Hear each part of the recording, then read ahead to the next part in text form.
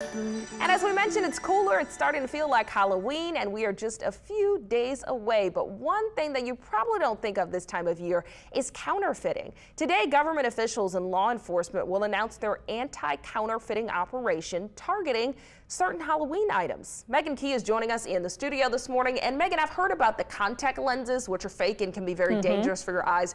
I don't know what other kind of items they're focusing on here. What are they focusing on? Well, Sheba, they're also focusing on Halloween makeup as well as different types of cosmetics. And like you said, those colorful Halloween contact lenses people usually wear with their costumes.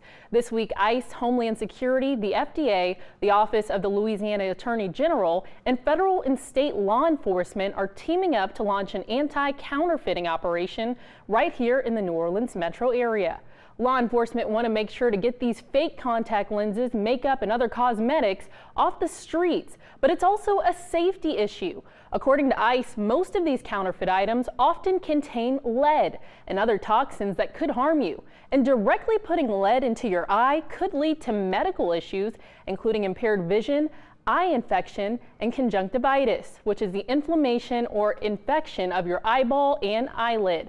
Now, over the years, ICE has collected more than 100,000 pairs of counterfeit, unapproved contact lenses and are advising anyone looking to change their eye color for Halloween to go to an eye doctor and get a prescription for a pair of licensed contact lenses from a licensed provider. Now, law enforcement will announce its operation today at 2 p.m. at the United States Customs House on Canal Street.